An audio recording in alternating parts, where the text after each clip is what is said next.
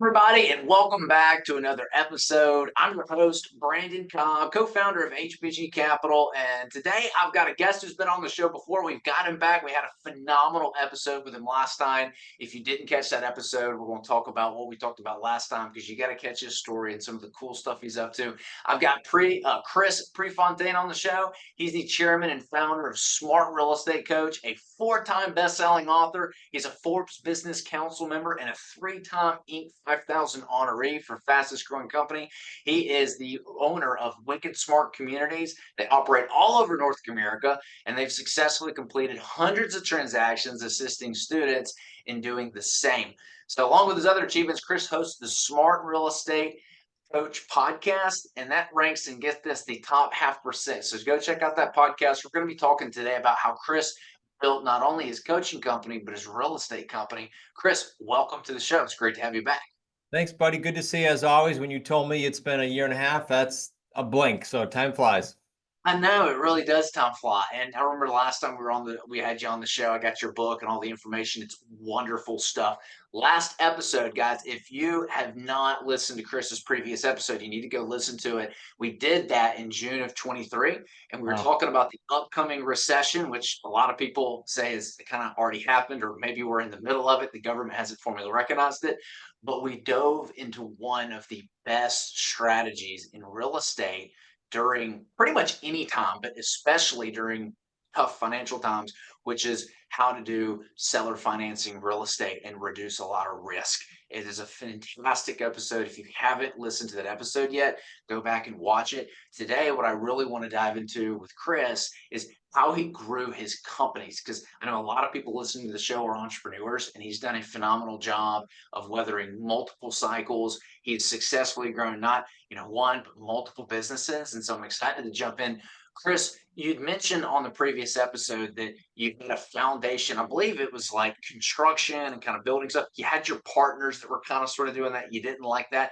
How did you first get started as an entrepreneur? What did the transition look like from a W-2 into working for yourself initially? Yeah, so there's a couple answers to that, only because I grew up in a family company. I don't think we hit that in your last show, and it wasn't real estate. It was a welding supply and industrial gas business. So I always had a job, but it was for family, right? And I'm talking from age 8, 9, 10 on up. And then when my father sold the company in 91, so this is my foray into real estate, so I'll date myself a bit, but he sold it in 91. I was supposed to stay on board as a general manager of like 5 branches. And I think it was 2.5 weeks, they fired me. So that was great. I had kids 1 and 2 years old and no job, and that you're done. But luckily, I had on the side started a couple homes with a partner. That was the building company. So the transition was scary and exciting at the same time. I literally remember driving what street it was. It was in the morning, and saying I was ecstatic and I got to get my act together because there is no money coming in 1 month. They gave me 1 month severance. That was my foray into true entrepreneurship because I had no way to turn back. That's from a family business that you were part of. Like, hey, family business is gone. Here's, well, oh my gosh. Okay. Yeah. Yeah, the new owners, the new owners said they'd keep me. My father, got his check and went away. And I never forget. I pulled over in the parking lot. I called. I said, "Hey, Dad, they fired me." He said, "They what?" So I'm sure he was taken back. Now that I think back to have my own kids. Yeah. That's wild. So family business, welding, father sells it. They promise to keep you on board.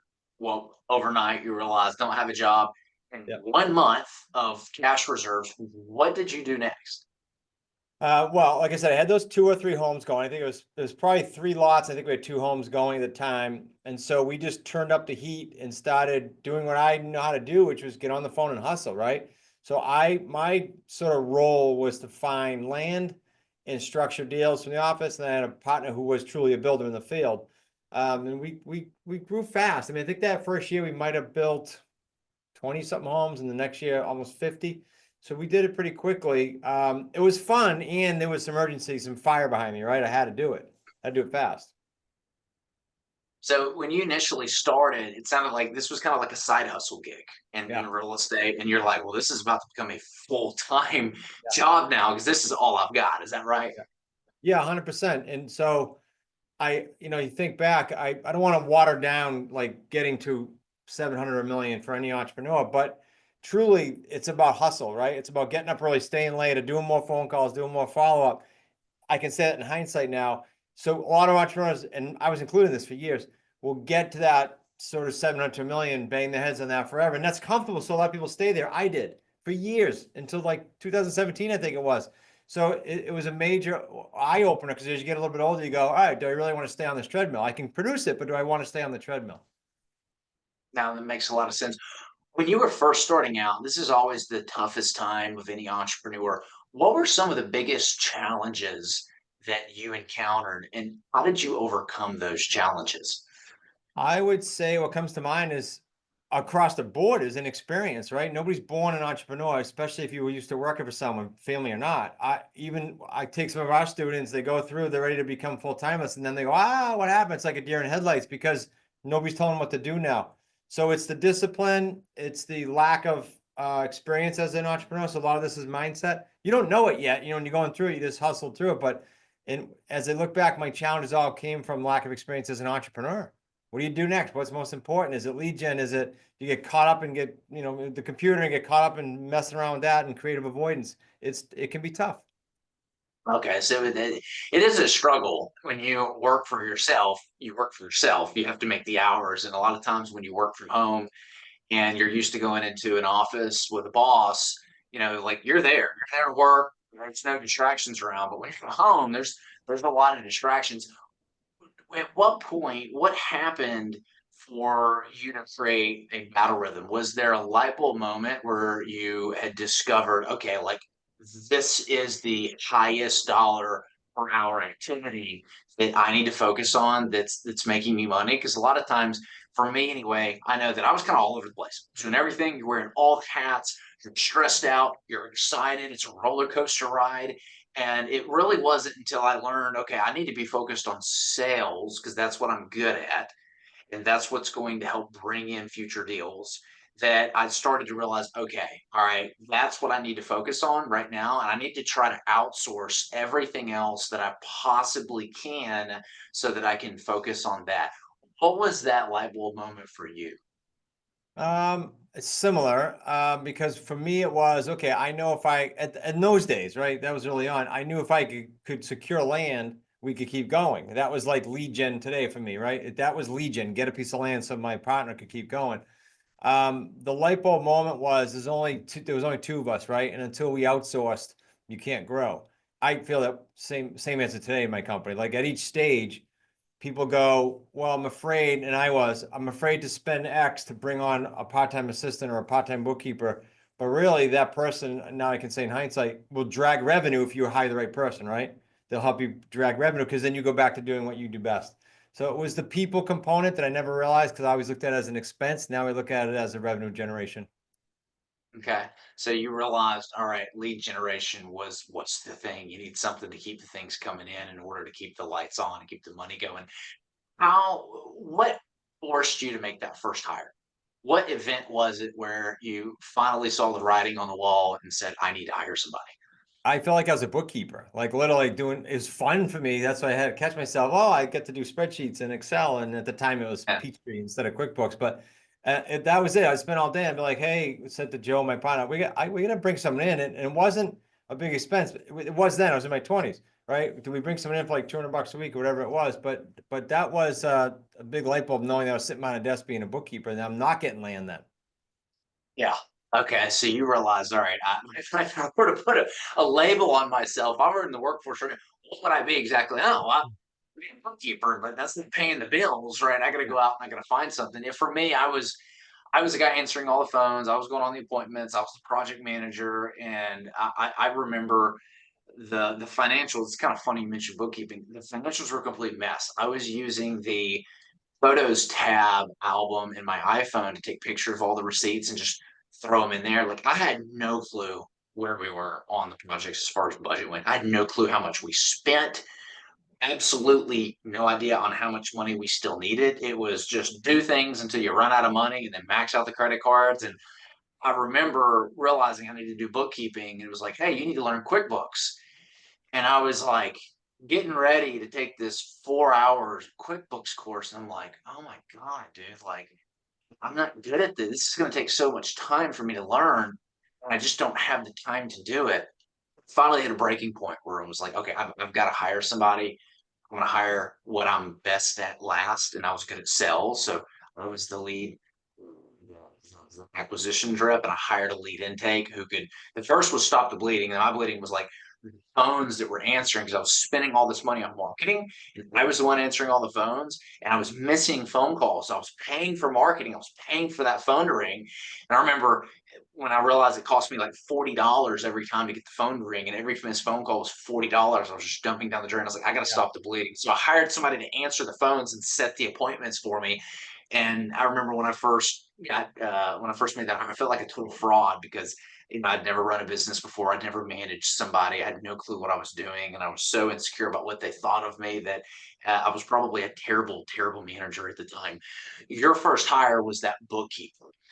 How did your hiring process then evolve from there?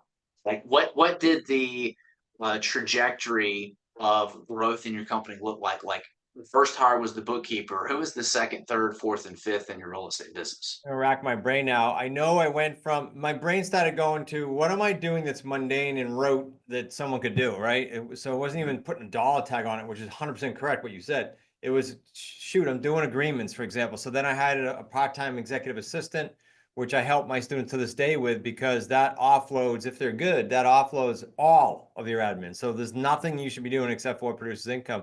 So that was the next one for sure. And then it wasn't another hire, it was increasing her hours. For sure. I did the same thing back in 14, I think it was, and that person's still with me when I revamped after the crash. Same thing, brought the person in for the paperwork, part-time bookkeeper, and then just kept increasing their hours. Because a good EA can handle a lot, especially in a real estate business. It's not like you have to layer too many things in there. What are some of those things that an EA as an executive assistant, if you're listening, not wondering, what are those tasks that a business owner does not need to be doing? And if they're hiring someone, typically their first hire is an executive assistant who's virtual. What are the things that a entrepreneur should be able to get off their plate first? Well, for us, it's for an EA, it's real simple. It's any and all paperwork, any and all communications relative to the calendar and email. Like you shouldn't be touching it. There's zero reason to touch that. And I remember the first time trying to let go of that, right? Because everybody's on email still to this day all the time. All of that stuff should be gone to your executive assistant, all of it. If your strength is finding deals or talking to sellers or whatever it might be for you personally listening, that's what you should be doing like day in, day out, or whatever the biggest money producer is, the biggest lever pulling is. Everything else should be listed out for an executive assistant. Every time I tell a student this, they go, I don't know if I could keep them busy. I go, okay, let's make a list. It's all the stuff you're doing. So I have them do what's called a diary exercise. Every 15 minutes, track it, stop, write it down what you did. A week later, I look at, because my coaches have done that over the years. And they do that and they go, man, oh man, I'm doing everything. Yeah. Okay. So there's your EA.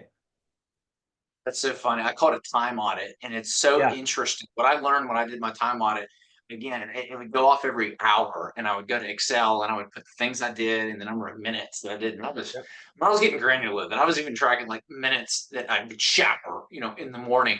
And when you look at all that information in a pie chart, so I would break them all down in a pie chart. There were like 4 or 5 large pieces, and gosh, probably 20 super bitty slices of that pie chart, and it was death by 1,000 cuts.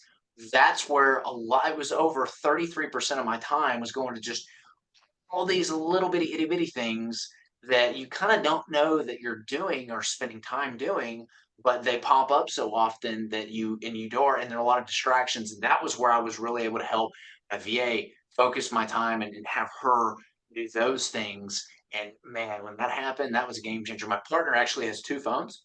He's got one that's his phone that he gives to his EA, and he has his own separate. And she like takes all his phone calls, and she is like the protector of his schedule and his time. Like no Yeah. one is allowed to call and distract him from anything. It has to go through her first. And that Love was it. a big, big thing that we did for my partner that helped. So your first hire was an EA. Who were the sequential hires after that when growing your real estate business? VAs. So then instead of me calling and having them for support, those two part-timers, it was virtual assistants. to then start taking those calls. I wanted to, like, especially when I endeavored into creative, I want to start doing the calls myself, understand the ins and the outs so I can train someone properly. And then we brought on our first virtual assistant, so doing all the phone calls. So to this day, I don't do any initial calls. There's no reason to. They do the fishing, they let the cream rise to the top, and then I'm doing the calls to the people that actually want to talk to someone and make a deal, right?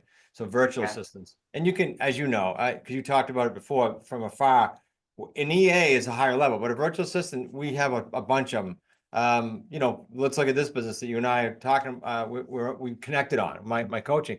There's a VA to handle the podcast, there's a VA to handle our email, there's a VA to handle the video. Like there's a VA, we have a virtual assistant for a lot of the stuff. So that was the next hire originally too.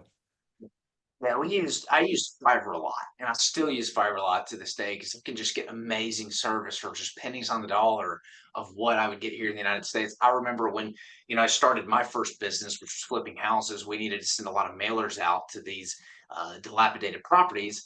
And, I would go driving for dollars. So I'd go drive around and I would go look at the dilapidated houses and I'd put the address into an app and I would export that list to a virtual assistant, would plug all those addresses into the property assessors and get the mailing address and organize it in a way where I could have it sent off to the mailing company to send it. Oh my God, it saved me hours. It was someone from Bangladesh on Fiverr that worked for five Yeah, dollars an hour. So for yeah. 50 bucks, 10 hours worth of work, she would compile all these lists that we needed perfectly to get the correct mailing addresses from the properties that we were out getting. And that was my first taste of a virtual assistant. I was like, holy schmoly, this is a complete game changer, man. I know that in every entrepreneur's life, there's a point where they go from working, in the business operator to business owner. Business operator kind of has a job, right? You pull them out of it for a few days and everything falls apart. And eventually you build a team, you learn how to systemize everything where you can become a business owner, where you can go away for a few weeks, sometimes months, and everything is fine. What was that moment for you?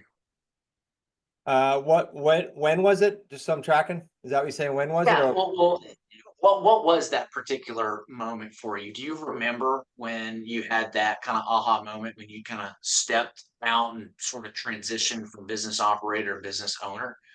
yeah, I'll explain it this way, and then I remember the date. So a business when it goes from 0 to 1 million, I already kind of stated it. It's easy. It's all you. 1 to 3 million, it's a totally different stage. It's a totally different kind of makeup of people on your bus, so to speak. It's that million, as we surpass that, instead of building a team, where I specifically remember stepping back, stepping aside, working on different things, and then growing leaders to run that. And if you don't grow the leaders, your income won't go. It just keep banging its head on it. We've done it. We've gone through cycles where we go, okay, I can see why we're not, because there's no leadership pulling it up. So it's putting leaders in place. Now you're way past the EAs and VAs. You're talking about people running departments now. So I'll take my coaching business, a community director running all of the Wicked Smart associates, the students, instead of us micromanaging it as owners. Okay, good. Now we get to step away. And there was layers and layers and layers of that, but it didn't happen until we went from the million to the 3. Okay, so big step is leadership. Yeah, I like what you said there. You know, my thinking has changed a lot as we've grown. I used to be a higher bottom up type of person, like, okay, we bootstrap, a lot of money. How do we maximize the resources that we have and, hire somebody for as little as humanly possible? But that only gets you so far. My whole approach now is I hire top down. And one of the big dominoes, I look at it like dominoes, like what are the big dominoes that I can push over that are going to knock the rest of those dominoes down? And one of them is I only like to hire strategic partners now. So, what is a strategic partner? If I'm interviewing this person for this role and they can't teach me something or show me how they can make our current systems and processes better, I don't hire that person. This person should be coming into the business. I shouldn't have to train them on how to excel at their job. They should come in, be able to learn our systems and processes, but make that position better than what it previously was. That's kind of how I view hiring. Do you have any other philosophies or hiring frameworks that are working for you? Yeah, I agree 100% with what you said. In addition to that, when we hire by our values. So, Yeah. gosh, 2017, we established mission, purpose, and values. Now it's real simple. A person has to fit within our values. If they don't, they're not a hire. And that means hire, fire. That means accepting students, by the way, because when we're accepting students, we have to do deals with them. So it's kind of like you're in bed together for a while. So we do the same thing. If they don't fit our values, they don't pass the smell test. And what are your values? Effort for effort is what big one. So that means if a student or a team member is not producing, we're not trying to push a wet noodle across the table. We're trying to match effort for effort. Clear, blunt, and to the point. That doesn't give us a permission to be rude in any way. It gives us permission to clearly communicate openly, no gray area. All transactions of the highest integrity, that flows through every piece of the business, including real estate deals. And there's example after example. So we might say in an interview, hey, Brandon, give me an example of when, we state our value and they would have studied it by then. Give me an example of where you were challenged with integrity and you made the right decision or something like that. Or give me an example of effort for effort in your life. So we'll see if they can communicate that. And that's how we base our hiring. Yeah, I love what you said there. It's interesting. Not a lot of people understand that whole hiring for culture, hiring for values. Huge. And I mean, it really makes a big difference because if you're hiring people, I feel like culture is when you have everybody that works for an organization that is aligned with the same values and trusts each other. Nothing's worse than when your employees and people in your organization don't trust each other because they don't feel like they can actually tell, what the real problem is. They kind of Yeah. keep the fire to themselves because they don't want to get in trouble for something, or they don't want to look down upon, or they Yeah. don't want to get scolded. And that little bitty fire turns into like a house fire eventually. Or they just do the quiet quitting thing, which is zero productivity, and they stay with the organization. They're just a drain. Worse. Yeah.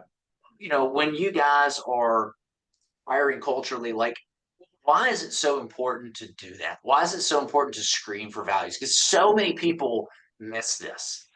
Well, I just don't, there's a lot of reasons, but I don't think you can keep people for a little while in almost any company, right?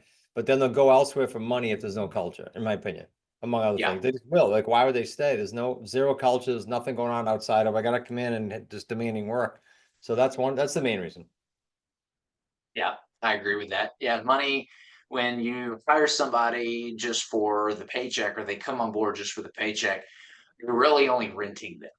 Yep. But if they come on board because they believe in your vision, they believe in the Good point. leadership, I like they the believe in word the renting. values, you're treating them right, they have their own autonomy, they're incentivized and motivated to excel in their role, like then you own them, like you own them for life because it's going to be hard for people to compete with that. So as you've grown your real estate business and your coaching business, you get past the point where you're no longer kind of working in the business, you're working on the business. You're a business owner now, not a business operator. Some big things that you're working on today on your business. Main thing is leadership once again. So picked two new people this year, brought them through leadership training, paid for it, so that they can start taking on more responsibility. So sort of owning the role and not micromanaging them. That's a biggie. Every year it's something different, right? But that last year, as we journeyed into 25, that was the main thing because we realized for the last 3 years, even though we hit Inc. 5000 prior three, we kept banging our head on in that 3 to 5 million range. We kept banging our head on 4. Why? We didn't train them leadership yet. So we started putting them through that leadership training. That's a major issue. The second one was you don't learn as a solopreneur all those years when you're trying to struggle up through the million. You don't learn how to properly, I'll call it bucket money as you're growing because you're going to need that. So properly putting cash reserves and things like that aside as you grow. So those two major things for us. Okay, it sounds like that second one is more like cash flow related. Yeah, has to be. Yeah, no, that makes a lot of sense. Yeah. I can tell you, you know, we took way too long to come up with our first cash flow sheet. That was one of the things that I learned a lot later. I mean, I think it was like our business for 8 years, and we didn't learn that until like year 7. So having an actual cash flow sheet that shows, hey, here's the income at the very top of every single week, projected out for the year, and below your income is here's your expenses, and here's the money left over after all that. Here's your cash balance here on the left, and so here's what that cash balance does over time as the money starts coming out, so you can see in real time when you're going to run out of money. And it allows us to make good business decisions because we can see later on, okay, we really need to push push this closing sooner to be able to get this money, or we need to not make this decision to spend this money on this thing because we need to preserve capital and go. So that was a Yeah. big something that we learned in year 7. It was far too late. We should have learned it a lot sooner. Some of the setbacks that you encountered, like what were some of the things that you wish you had known early on when you were starting your business that would have made your life a whole lot easier as you were growing your business?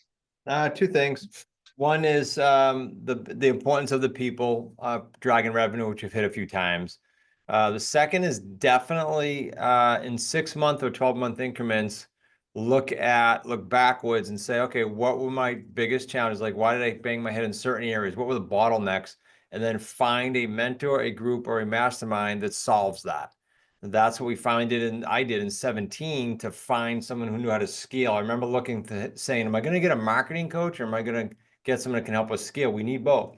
If I didn't go the route where I did, I don't think we'd have the growth we have now. And that was, I looked for someone who taught scaling. Okay, it's not brain science, right? Oh, we haven't scaled yet. Well, why don't we find someone who can help us scale? So things like that. And that company to this day, we're still with since 17.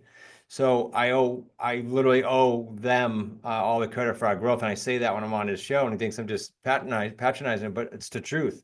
So that's key, I think. And again, it's going to change every 6 to 12 months, right? It might be different in 2026. We might need something else, but right now that's the focus.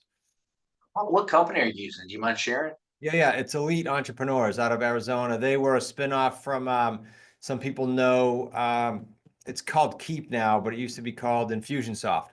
And they grew from 4 guys. A great story for your show in general. They grew from 4 guys, typical success story, to I think they have 500 employees now. They're still private. The owner very recently sold, but they grew that big, and then clients kept saying to them, "Teach us how you did this." So then they started this arm of elite entrepreneurs, and then one of the guys who did that branched off, and it's its own company now. And so he's run that very successful. So he helps people go from 7 to 8 figures. Okay, cool. Yeah, I have a mentor who we give an exorbitant amount of money, but he's worth every penny. He ran a real estate development company for 8 years and helped the owner grow and sell it for 9 figures. It Wow. was a 9-figure sell. And that is the guy that I want in our business, looking at everything. And when he came in, he completely changed everything. The number one thing that he taught me was it's all about the people. Like Yeah. the people having A+ players on your team as opposed to C-, D+ players. Oh my God, the first 6.5 years, oh, we were full of C-, D players. But I didn't know that because I hadn't, I started when I was 27, my business. I didn't have any management experience. I did not know how to manage people. I did not know what A+ player looked like or what a Yeah. crappy player looked like. I had no experience hiring, and man, bringing him in, it made all the difference in the world. Now, with your coaching business, a big part of the success is being able to market. How are you guys able to successfully get y'all's brand and message out there? What's working for you guys today? Best thing that's working for us, because unlike a lot of education companies, we don't market to sell. We literally want to do deals with students. So what's our best ad? Our proof of concept, right? So you come in the community, you do 3 deals worth 50 to 100 grand each. You're now on either my podcast or YouTube showcasing your deal, and for free, people can go see these deals. So not only learn the business, but say, well, it's working, something's working on that camp. So that's our biggest issue. We didn't advertise literally a dime in advertising until probably last year. And still, for what we do for volume, our advertising budget, people would laugh at. It's nothing because it's mostly organic. I'm on a show. People say, well, that sounds like something I'd like to do. I'd like to leave my W-2 or whatever it might be. And that's been our biggest success. So to scale now, we have started advertising to just get our brand kind of more broad, but wasn't even in the mix till last year. What were you guys doing? You were going on shows like this. Was that the only lead generation method? That and we do some affiliate marketing. We still do. So I remember my very first one ever, about this is probably 11 years ago. A woman who owns a virtual assistant company, there we are again, who serviced mostly real estate investors, said, "Hey, can you write a little piece for me, maybe an ebook or something?" So way back then in 2014, I wrote a little ebook. We still have it, called "Eat That Sandwich," and it was about sandwich leases. and we got probably 300 or 340 opt-ins. I remember, and that started my mailing list, which now today is, I don't know, 18,000. So that literally started our little company back then. And back in those days, I'll give you some numbers. In 14, we did, I think it was 14,000. And then we transitioned to, I'm talking about revenue, and then we transitioned to $250,000, and then we doubled for like the next 3 years. And then, now obviously it's a different growth rate. You can't double every year, but that's how it Yeah. started out, 14 grand in sales. Yeah.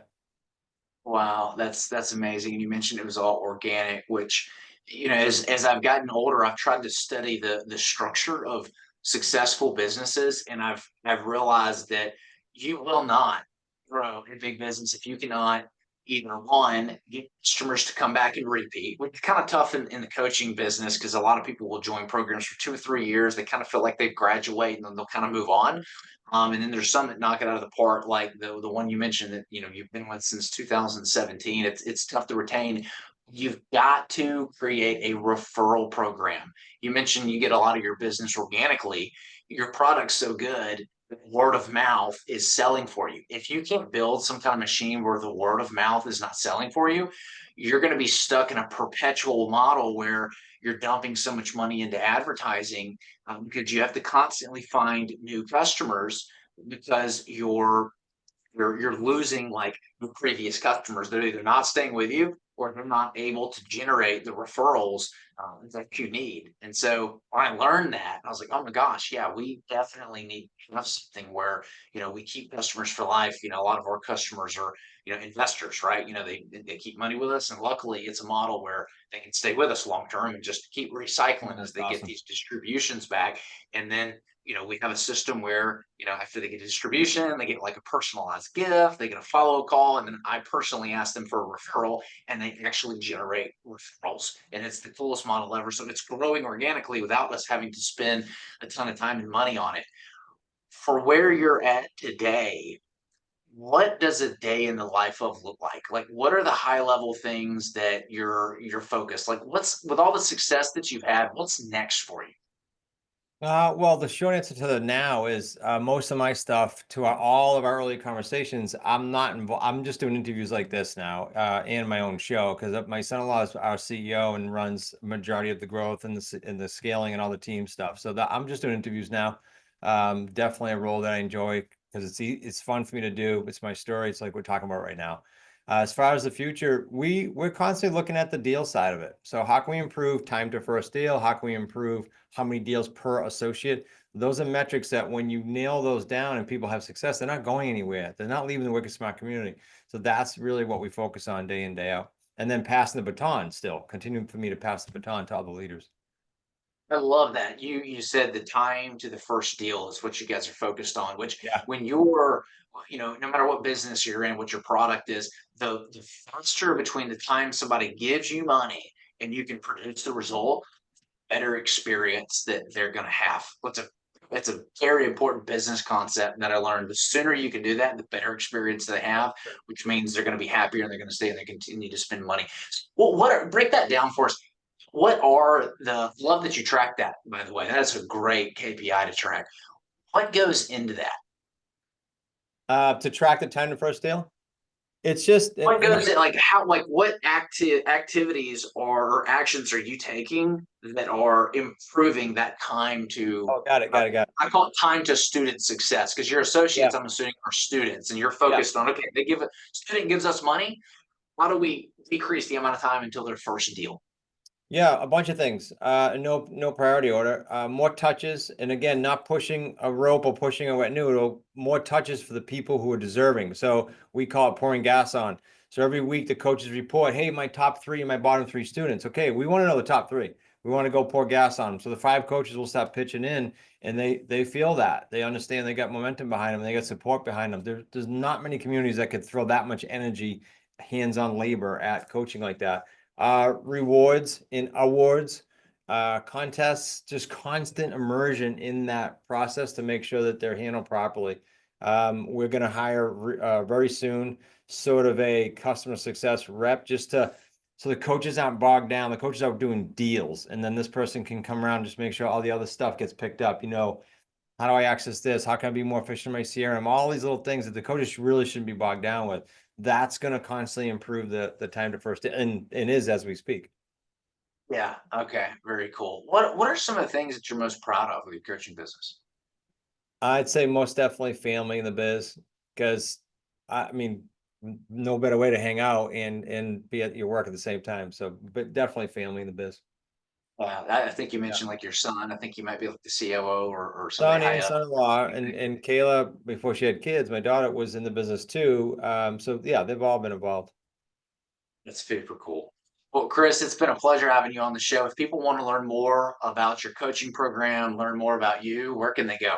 They can just go. I got a free book, as you know. I don't know if we did it last time, but go to wickedsmartbooks.com/your name, Brandon Cobb.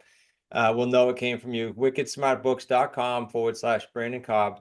We'll send you the books. It's not one of those free offers where you go, free offer, and then you got to put in your credit card for shipping. We're going to ship it for free. Just give us your address. It's going to be in the mail to you. I'll put some other goodies in there for you.